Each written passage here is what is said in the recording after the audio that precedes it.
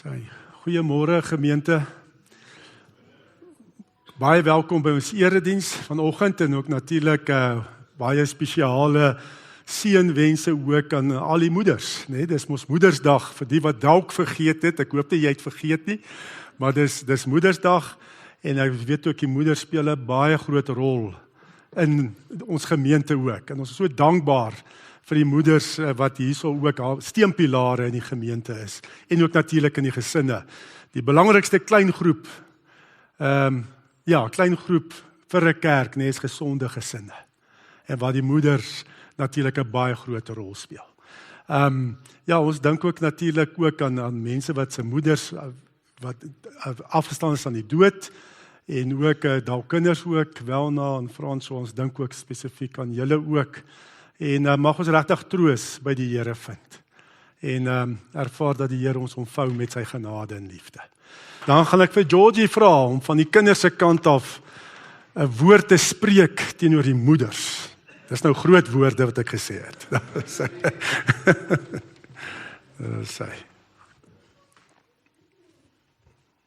Spreuke 1 vers 8 tot 9. My seun, jy moet luister na die onderrig wat jou vader jou gee. Moenie wat jou moeder jou leer verontagsaam nie. Dit sal jou lewe versier soos 'n krans op jou kop en 'n ketting in jou hals. Spreuke 23 vers 22 tot 25. Wees gehoorsaam aan jou vader en moeder.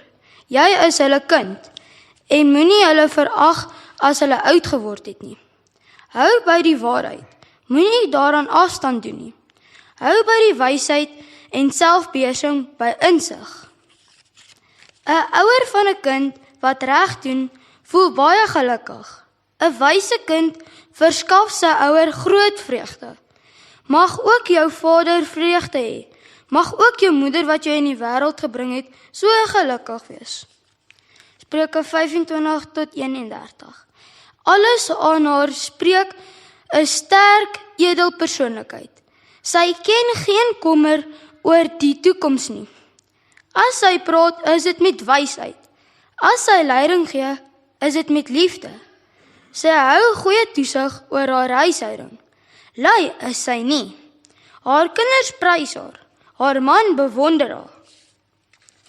Daar is baie knap vrouens, maar jy oortref hulle almal. Uiterlike skoonheid hou nie. 'n Mooi voorkoms is nie alles nie. As sy die Here dien, dan verdien 'n vrou om geprys te word. Gee haar wat haar toekoms vir alles wat sy doen. Laat haar werk roem wees in die stadspoorte. Ek lees vir julle 'n gedig vir mamma deur Cecile. As iemand ooit vir my sou vra, watter soort mens is heel ma, sal ek sonder twyfel kan sê, die beste ma wat 'n kind kan hê. 'n Ma wat altyd daar is vir jou. Iemand wat jou volkome kan vertrou. 'n Ma wat troos as ons hartseer voel. Wat glo alles gebeur met 'n doel. Ma is soos 'n rots wat stewig staan, wat met ons wysheid kom en vermaan. 'n Ma is ons vreugde deel en niks ooit vir haar te veel. 'n Ma om altyd trots op te wees. So kalm en sonder te wees. Ons kan altyd na haar gaan en verraad. En ons weet dat sy ooit nooit in 'n die streek sal laat. Ma, so ken ek jou nog al die jare. Jou fondament staan op 4 stewige pilare. Deursettingsvermoë, liefde, moed en geduldig. Goddelike krag. Die vermoë om onmoontlike te vermag. Ek wens dat ma vandag die vreugde mag pluk. Mag stroopstoet nektar daaruit sal druk.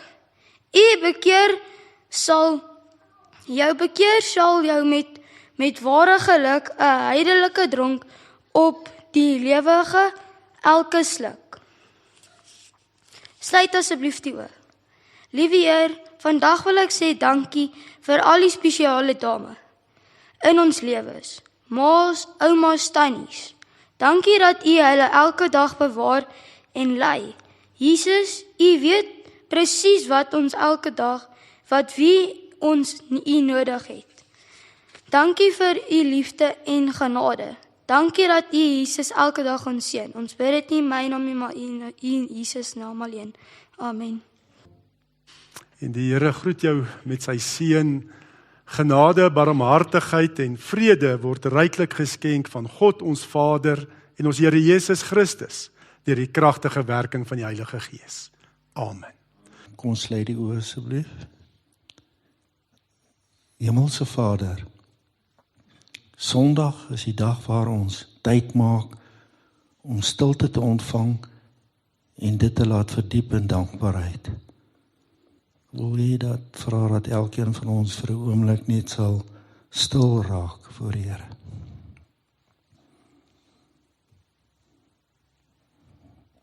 So in die stilte van die oomblik, terwyl elkeen nadink oor die goeie nuus van die koninkryk, maak asseblief ons geestesoë oop om U raak te sien, Here.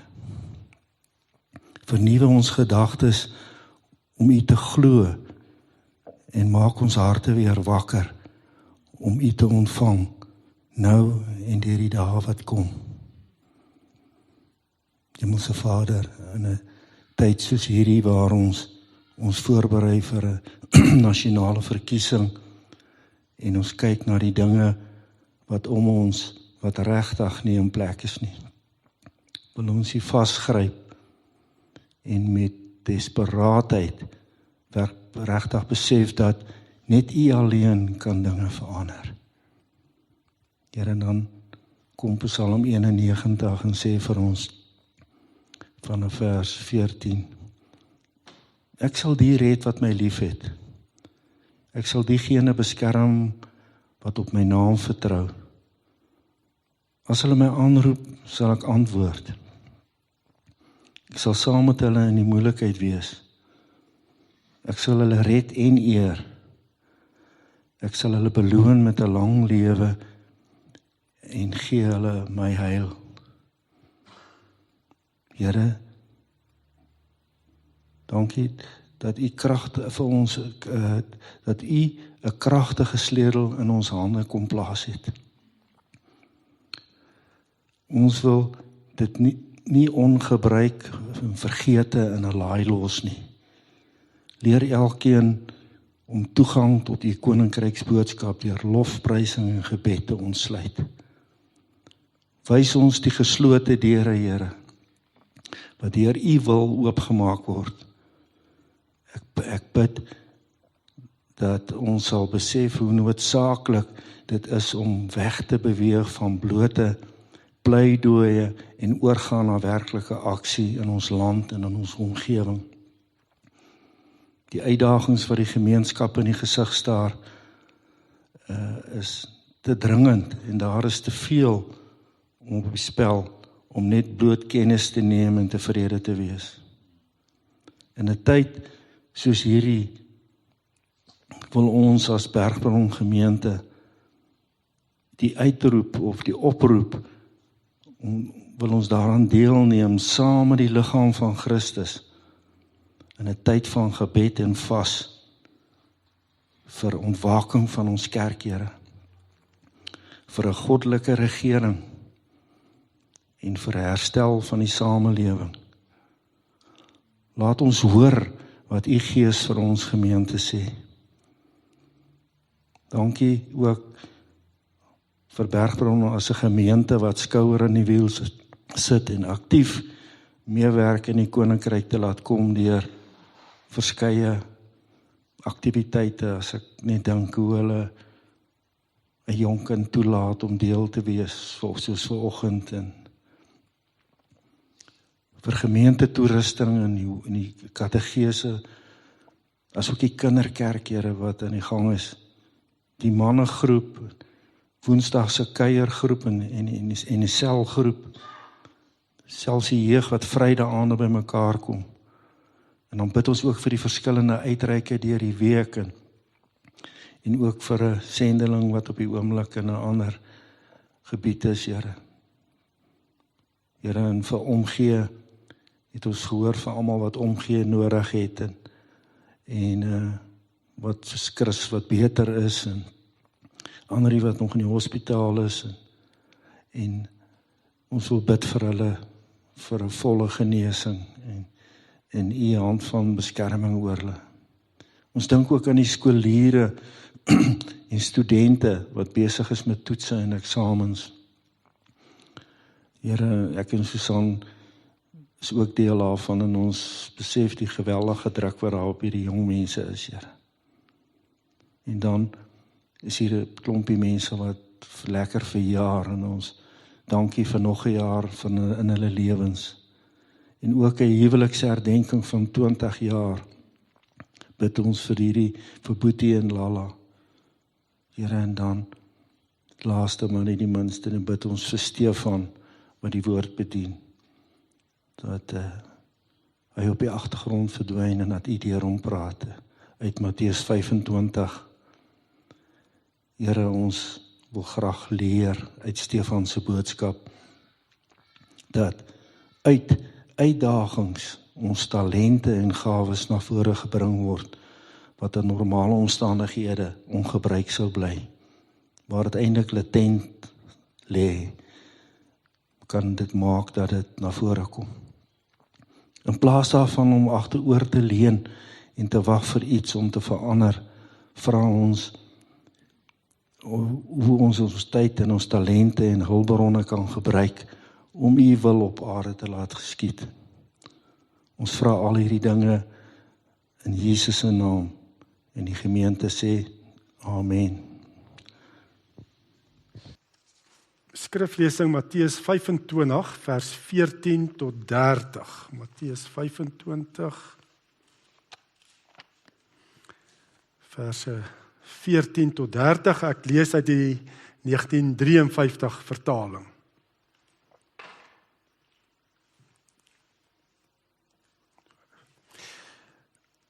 Matteus 25 vanaf vers 14. Want dit is soos 'n man wat op reis wou gaan en sy diensknegte roep en aan hulle sy besittings toevertrou.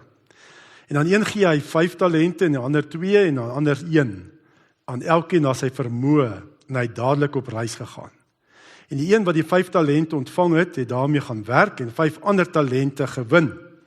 Net so die een wat die 2 ontvang het, self ook 2 ander verdien. Maar hy wat die 1 ontvang het in die grond gaan grawe en die geld van sy heer weggesteek. En na lang tyd het die heer van daardie diensknegte gekom en met hulle afgereken.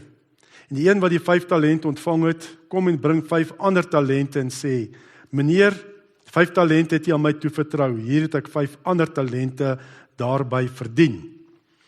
En sy heer sê vir hom, mooi so, goeie en getroue diensknegt, oor weinig was jy getrou, oor veel sal ek jou aanstel.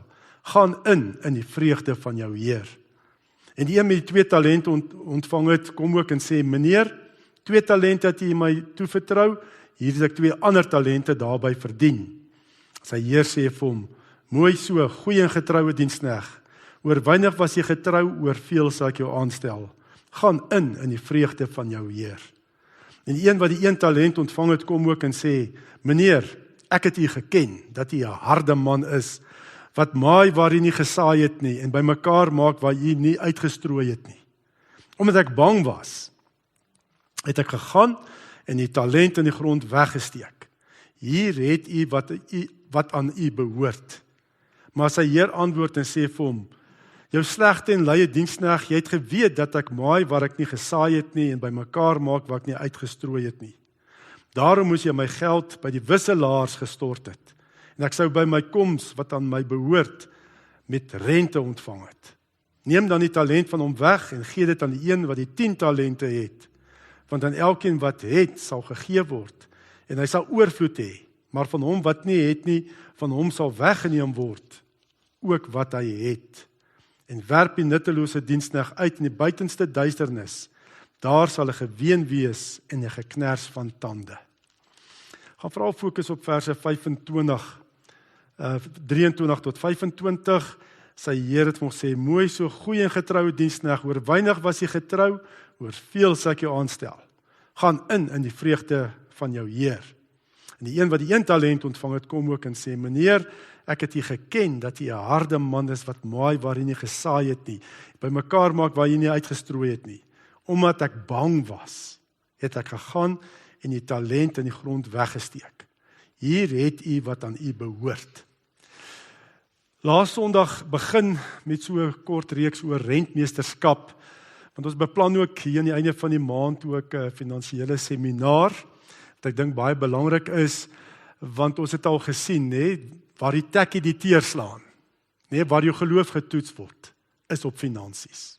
Dan sien mens eers werklik wat glo 'n persoon, of wat glo ek, as dit kom by finansiële krisisse, of wat uitdagings wat daar is. En rentmeesterskap natuurlik gaan nie net oor geld nie, maar ek dink geld is 'n baie goeie aanduiding. Wat dink jy van rentmeesterskap? Wat glo jy van rentmeesterskap? Maar rentmeesterskap omvat eintlik jou hele lewe. Hoe bestuur jy al jou hulpbronne en fondse, jou hele lewe? Nou, ons weet ook, afgelope tyd, kan ons sien die bronne word minder. En ons regtig 'n verantwoordelikheid om bronne reg te bestuur.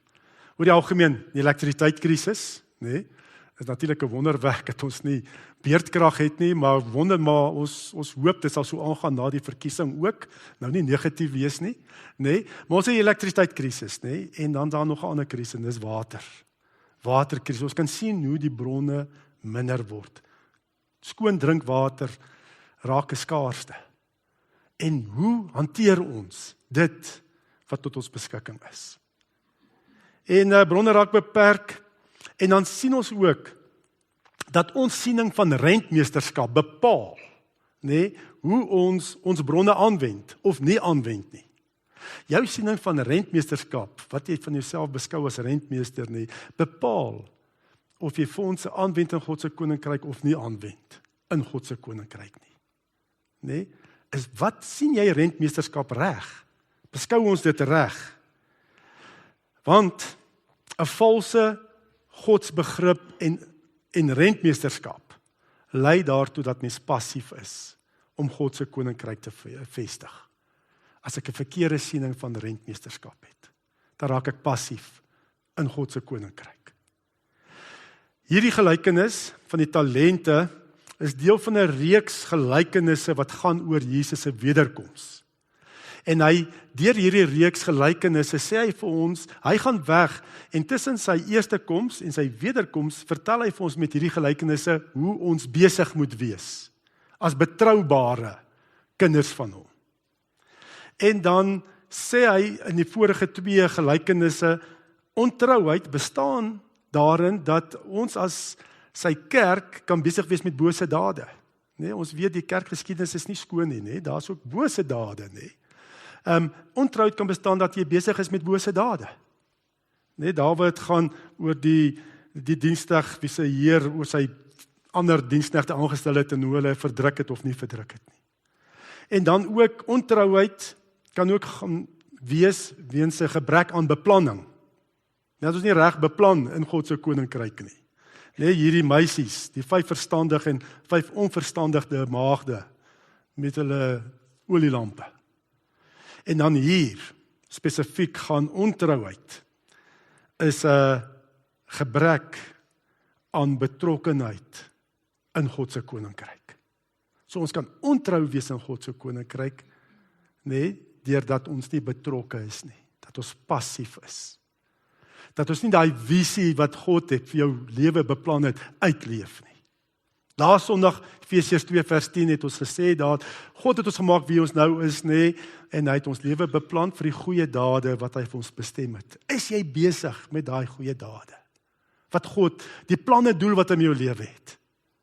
En jy kan ontrou wees, deurdat jy dit nie leef nie. Dat jy onbetrokke is in God se koninkryk, om sy koninkryk te vestig op aarde. Dis 'n belangrike saak van die Here. Die Here red ons nie net in Jesus en sê, nou moet jy maar net voortleef en oorleef tot jy jou laaste asem uitblaas, dan kom jy hemel toe nie. God red jou met 'n plan en 'n doel. Jy moet hier wees. Jy is nie 'n verrassing vir die Here toe jy gebore is nie. Hy het jou beplan voor die grondlegging van die aarde. Maar is ons besig met dit wat die Here ons voorbeplan het? Dit dui ook op getrouheid, of jy getrou is in God se koninkryk en of jy ontrou is. En dan gee ook in hierdie gelykenis die oorsake hoekom baie mense in die kerk onbetrokke is, passief is. Ons kry ook die oorsake. Hoekom mense nie regtig hulle skepingsdoel uitleef nie. God se visie en plan met jou lewe. Die eerste oorsaak is 'n verkeerde begrip van rentmeesterskap. Ons besef nie baie keer wat beteken rentmeesterskap nie. En dan raak ons passief in God se koninkryk. Nie sy koninkryk te vestig op aarde nie. Ek dink dit is ook wat so wonderlik is ook van die sondaande, net die disipelmakers mikrogroepe. Ons besef God wil my gebruik, dat ek uitreik, die groot opdrag nakom, en elkeen op 'n eie spesifieke manier.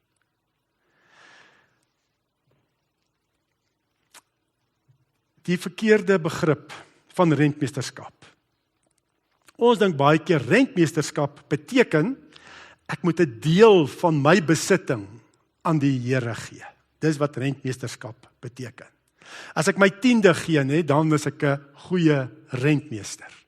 En hoe meer ek kan gee, hoe beter rentmeester is ek. Die Here en sy kerk soek eintlik net meer en meer. En hoe meer ek kan gee, hoe beter is ek as rentmeester. Ek moet 'n deel van my besittings vir die Here gee. Die res kan ek mee doen soos ek wil. Ek moet 'n 10de gee, en dan kan ek met die res van my geld doen wat ek wil. En ons dink, rentmeesterskap is gelyk aan tiendes gee, geld gee. Maar, en ons dink baie keer God wil net meer en meer hê. Maar, Matteus 25 vers 14, staan daar, die Here sê, eintlik deur hierdie gelykenis, hy is op pad hemel toe, hy is soos 'n man wat op reis wou gaan. Hy gaan weg hemel toe, maar hy gaan weer terugkom. En hy vertrou besittings aan ons toe. Hy sê, hier is my koninkryksfondse, bestuur dit vir my hier op aarde. Wees my hande en voete hier op aarde. En as ek dink aan daai tyd, hy sy diensknegte, sy slawe geroep, en sy besittings toe vertrou. Daai tyd 'n slaaf het niks het aan 'n slaaf behoort nie. Die slaaf self was die eiendom van die heer, van die baas. So niks wat hierdie ouens ontvang het, was hulle se nie. Hulle self het ook aan hulle heer behoort. So daar's nie iets wat jy kan sê, dit is myne en ek gee nou van myne vir die Here nie. Nee, wat sê hierdie eintlik vir ons nie? Alles, jou hele lewe, alles wat jy besit, jou gesondheid, jou werk, alles behoort aan die Here. Die Here het aan jou toevertrou en hy gaan weg en hy gaan weer terugkom en kom rekenskap uit. Hoe het jy hierdie dinge bestuur wat ek aan jou sorg toevertrou het? Hierdie besittings, hierdie gawes en talente wat jy het. Hoe het jy dit bestuur? Alles behoort aan die Here. Dis nie dat jy 'n stukkie van jou moet gee vir die Here nie. Ons bely dit self ook in Heidelbergse Katekisme Sondag 1, dat ek met liggaam en siel in lewe en in sterwe, nie aan myself nie, maar my getroue verlosser, Jesus Christus behoort. Psalm 24 vers 1 sê ook, die aarde en alles wat daarop is, die wêreld en die wat daar woon, alles behoort aan die Here. Jou gesondheid, alles behoort aan die Here. Ook jou reg om te stem, behoort aan die Here. En daarom ons vir hom vra, wat moet ek stem? Alles behoort aan die Here. En dan, so my bydraes wat ek gee, is nie dat ek van my gee aan die Here nie, dis eintlik net 'n dankbare teruggee aan die Here.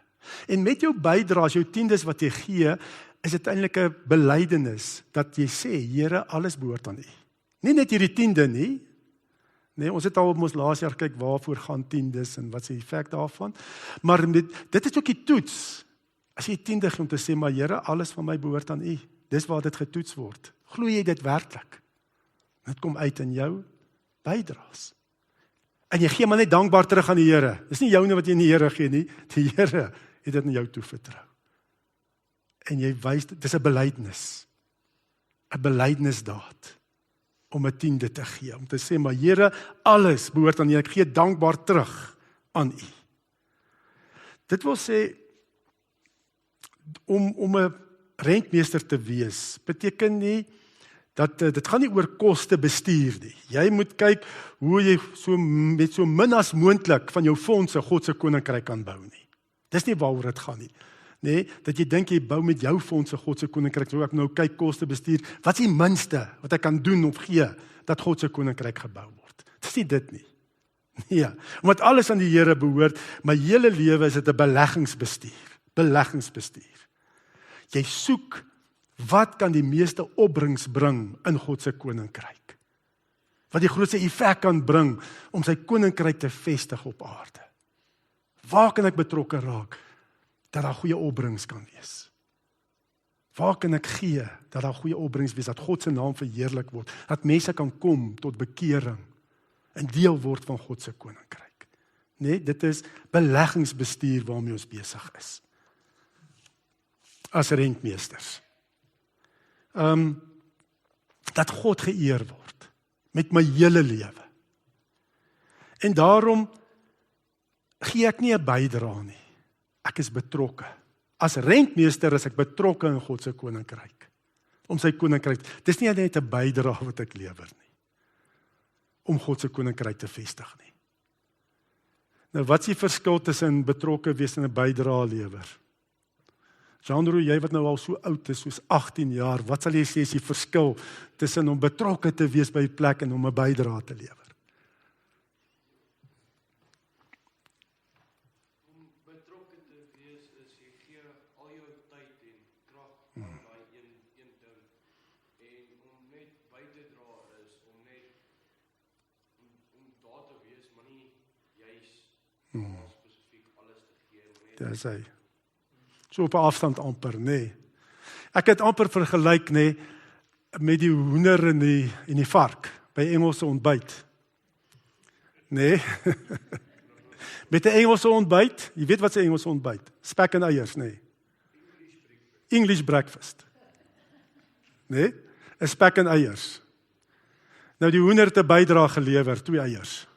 Maar die vark was betrokke. Met sy spek. Dit is die verskil. Om werklik met jou hele wese deel te wees. Dit gaan oor my bestaan hier, nie oor my lewe of my koninkryk of my eer nie, maar om God se koninkryk te vestig, want dit gaan oor lewe en dood aan die mense om my wat die Here nie ken nie. Dis rentmeesterskap. En alles wend ek aan om te sê, Here, waar kan dit 'n goeie belegging wees in die koninkryk? Dat mense sal kom om U te eer en U te omhels in die geloof. Dis wanneer jy na jou lewe moet kyk. Nee, ons is eintlik maar net, ons almal is diensknegte van die Here, besig om sy koninkryk te vestig, 'n roeping op jou lewe. Ja, so daai verkeerde rentmeesterskap, die verkeerde begrip van rentmeesterskap, dink ek moet gee, 'n bydrae lewe, 'n deel van my gee vir jy. Dan gaan jy passief wees. Jy gaan gee so op 'n afstand. Nee, jy's nie betrokke nie. Kom ons daar gaan iemand, kom ek gee geld daar, kom ek gee geld, maar verder is leef ek my lewe soos ek wil. Nee, dit is nie rentmeesterskap nie. Dis alles behoort aan die Here. 'n Volgende rede, nee, wat ons ontrou kan maak, dat ons nie betrokke is in God se koninkryk om sy koninkryk te vestig op aarde nie. Dis 'n verkeerde godsbegrip. Ons sien God verkeerd. Ons weet nie wie hy werklik is nie. Nee, Matteus 25 vers 24 sê hier die ouetjie wat die 1 talent ontvang het, nee. Hy het 'n verkeerde godsbegrip. Hy was mos net hom passief gaan begrawe en net teruggebring, nee. Al sy gawes, weet om eendag nou in die hemel toe kom en sê, Here, jy het my hierdie gawes gegee, ek het dit gaan net gehou. Ek het net opgepas, maar ek het niks gaan doen in die koninkryk nie. Hier is die gawes en talente wat U vir my gegee het, my lewe net terug aan U. Dit is omtrent dieselfde. Hoekom gebeur dit? Hy sê, meneer, ek het U geken dat U 'n harde man is wat maai waar U nie gesaai het nie. En by mekaar maak waar U nie uitgestrooi het nie. Nee, dit is as jy God sien as 'n God wat eintlik net vra. Hy eis net. Hy vra meer as wat hy gee. Godsdiens is opofferings. Godsdiens is ek moet net gee. Ek mag my lewe nie geniet nie. Ek moet my geluk opgee. Ek moet net die Here dien.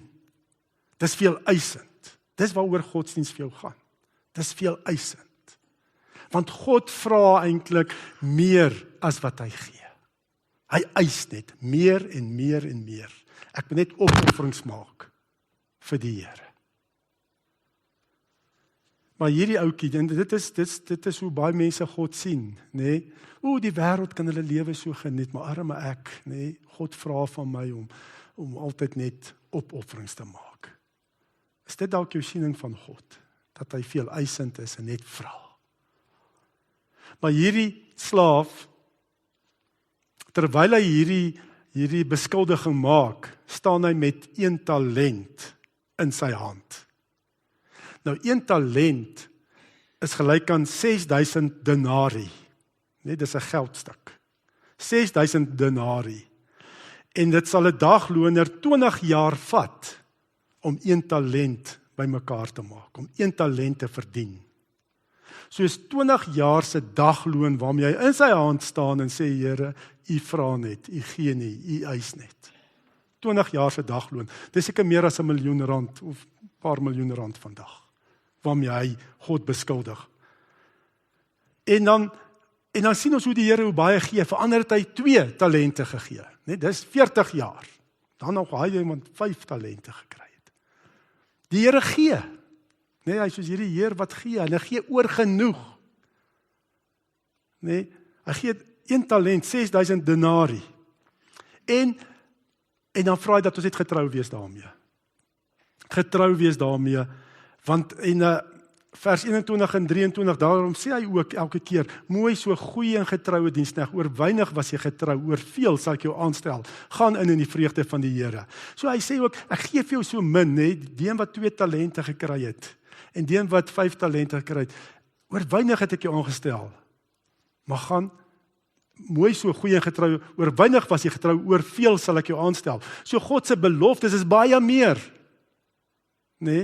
oor jou, as jou getrouheid. Hy gee daai talent en hy sê, oor weinig was jy getrou, oor veel sal ek jou aanstel. So God se beloftes is baie meer as wat hy vra. En hy gee eers voordat hy vra. Hy vra net dat jy getrou sal wees met dit wat hy vir jou gegee het. En jy hoef nie bang te wees dat God te veel van jou gaan vra nie, want hy sê ook, hy het vir elkeen volgens sy vermoë gegee. So dit wat die Here aan jou toevertrou, jou lewe, jy het die vermoë om dit reg te bestuur. Jy het die wysheid, jy het die krag, jy het alles, want God gee volgens jou vermoë. So hoef ek nie bang te wees nie, ek sal nie kan dit bestuur nie. Dit wat die Here vir jou gegee het, jy het die vermoë om dit te bestuur in sy koninkryk. En sy beloftes is baie meer as wat hy van jou vra. Baie meer. Oor weinig was jy getrou, oor veel sal ek jou aanstel. Ver meer as wat die eienaar vra. God gee in oorvloed. Hy's 'n God wat gee. God gee uit genade en oorvloed. En alles kom van hom af. Alles wat jy het, jou werk, die Here vir jou gegee. Jou lewe het hy vir jou gegee. Jou gawes, jou talente, alles het hy vir jou gegee. Jou tyd het hy vir jou gegee. Jou gesin het hy vir jou gegee. Jou kinders, jou moeder het God vir jou gegee. Hy gee uit genade en liefde. In 1 Johannes, en dan sien ons wie God is. En dan ook eintlik, As ons nou teruggaan ook na die beskuldiging van daai slaaf wat die 1 talent gekry het, die 20 jaar se dagloon gekry het. Nee, God gebruik hom eintlik, en hy gebruik sy eie woorde eintlik later. En hy sê in vers 26 en 27, so God gebruik eintlik, en hy sê, hoor so, jou eie woorde veroordeel jou eintlik. Dit wat jy gesê het, as jy, ons kan ek sê daar as bysit, as jy geweet het dat ek maai waar ek nie gesaai het nie, en by mekaar maak waar ek nie uitgestroop het, daarom dan moes jy my geld by die wisselaars gestort het, en ek sou by my koms, wat aan my behoort, met rente ontvang het. So sy eie woorde het hom eintlik self veroordeel. Die Here gee so baie, en sy beloftes is soveel meer as wat hy vra. Nou as jy gedink het ek is dan so, hoekom het jy dit net gaan begrawe? Want God is 'n God wat gee, hy's 'n God van liefde. 1 Johannes 4 vers 8, wie nie lief het nie, het geen kennis van God nie, want God is liefde. En wat beteken dit om te sê, jy het lief? Dit is om te gee, jou lewe te gee. En God gee alles, hy gee, hierin is God se liefde vir ons openbaar. Sy enigste seun het hy na die wêreld toe gestuur, sodat ons deur hom die lewe kan hê. God gee. En daarom, hierdie verkeerde godsbegrip, dat jy dink, God vra wat hy nie gegee het eers nie, en dat hy net eis en meer wil hê, dit sal jou passief maak in God se koninkryk. Dat jy nie jou gawes en talente gebruik nie, as jy nie God se liefde verstaan nie. 'n verkeerde godsbegrip maak jou eintlik bang. Net dan jy hoor die vrees hierso. In vers 25 staan daar ook, en omdat ek bang was, het ek gegaan en die talent in die grond weggesteek. Want jy dink God wil net vra, hy wil net hê. Dan word jy bang. Vrees, dan ken jy nie God se hart nie. Dan ken jy nie sy liefde nie. God maak ons nie bang met die hel om ons in die hemel te kry, dat ons nou dinge moet doen en rentmeesters moet wees en goeders vir hom gee om ons in die hemel te kry nie. Nee, God bring ons in die hemel deur sy liefde van sy seun wat hy gegee het. En dan sê hy, gaan leef in my beloftes. My beloftes is wonderlik. Gaan leef my beloftes uit wat in die woord staan. Gaan wees my verteenwoordiger op aarde. Baie keer het ons so vrees vir die hel, en dan dink ek gaan nou dinge vir die Here doen, sodat ek die hel kan vryspring. Dan gaan ek dinge doen, sodat ek in die hemel kan kom. Dan sien jy het verkeerd. Nee. Dan dien jy eintlik mos jouself, dan dien jy mos nie die Here nie, jy dien hom om die hel vry te spring. Dan gaan dit oor jouself. En hy selfgesentreerdheid lei tot angs, tot vrees. Nee, laat die liefde van die Here en Jesus jou oorweldig. Dan weet jy dis die beste by hom, om 'n Vader te hê wat hierdie lewe, wat ook al voor lê, dit maak nie saak nie, want my God, wat my lief is by my, hy's my bron, hy gee vir my alles, hy sal vir my gee en my behoeftes voorsien, wat ek nodig het in die toekoms, wat ook al met my lewe gaan gebeur.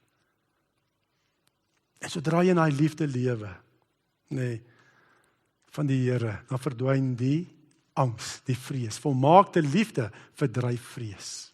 Lees ons ook. God se volmaakte liefde verdryf alle vrees. Ontvang God se liefde in Christus. Sien hom raak wie hy is. Hy is daai Vader wat wil gee, wat sy beste gegee het vir jou, wat sy seun gegee het vir jou, sodat jy in sy beloftes kan gaan lewe, wat meer is as dit wat jy dink jy opoffer. Ek wil net nooit sonder die Here wees nie. Ek kan nie dink hoe dit moet wees om sonder God te wees. Om net te dink, alles hang net van myself af, en net om te dink as ek sterf, dan is dit die einde. Dan is dit klaar. As ek soos 'n dier wat nou maar dood gegaan het, dan is dit verby. Wat 'n hoop het 'n mens, as dit jou siening is? Nee, ek leef nie meer nie, maar Christus leef in my. Ek het gesterf saam met hom, en opgestaan in 'n nuwe lewe saam met Christus. En daarom alles wat ek is en het, behoort aan die Here. Alles het ek van hom ontvang. En hy wil vir my nog meer gee om sy koninkryk te vestig op aarde. En as ons dink aan Moedersdag, dan daai wat ook gewoonlik op Moedersdag gelees word, net daai bekende Spreuke 31. Dit klink vir my na die regte rentmeesteres, as ek dit so kan stel, van die moeder. Nee, wat woeker met die gawes en talente. Spreuke 31 vers 10.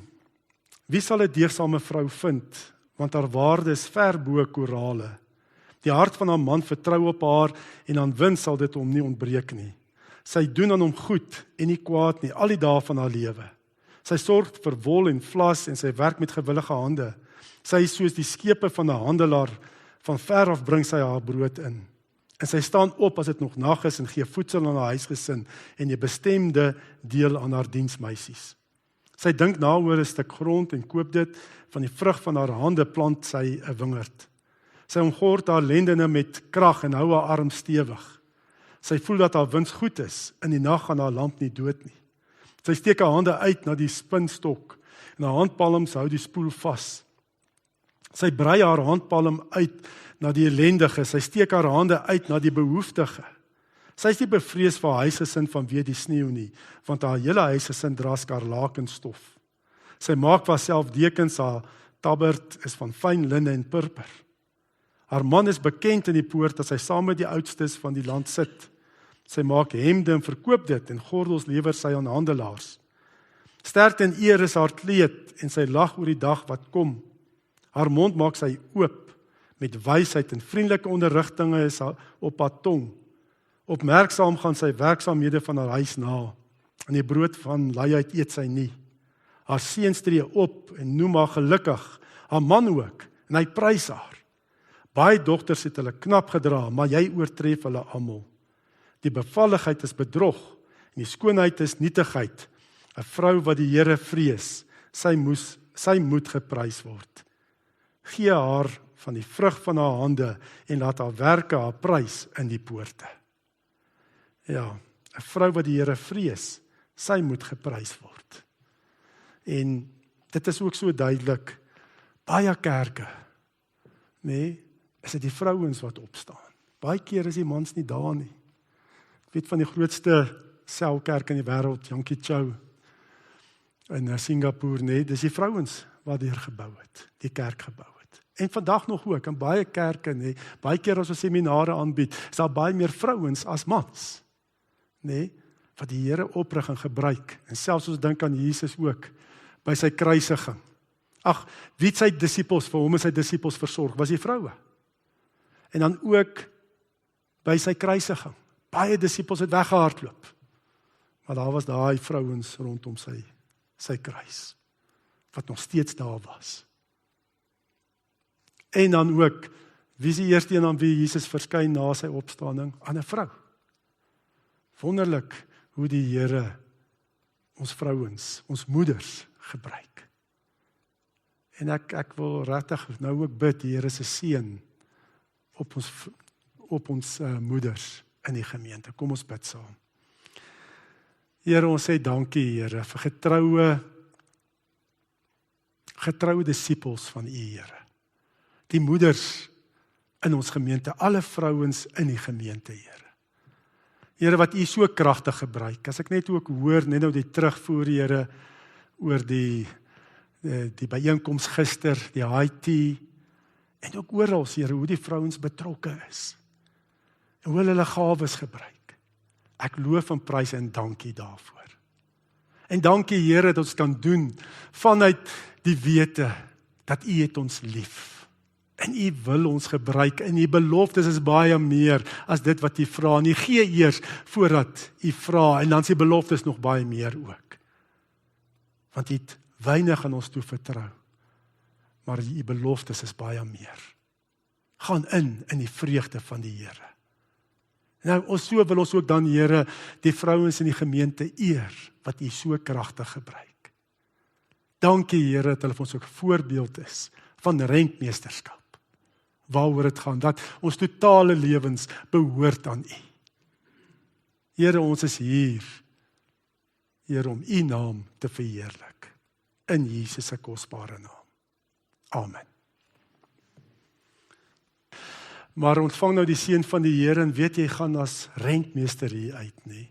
Dat God gaan saam met jou, om met jou te gebruik, tot jy betrokke kan wees in die vestiging van sy koninkryk. Die genade van ons Here Jesus Christus, en die liefde van God die Vader, en die gemeenskap van die Heilige Gees, sal by ons elkeen wees en bly. Amen.